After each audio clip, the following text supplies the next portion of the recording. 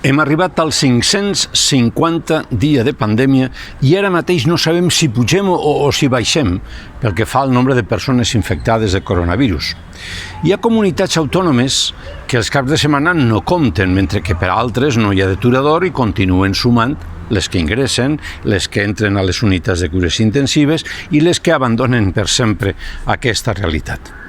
Amb això de la Covid-19 sembla que ha passat igual que amb les estacions de mesurament de partícules malignes durant la nit de la crema de les falles, d'unes falles fora de calendari i fora de mapa festiu. No han donat dades.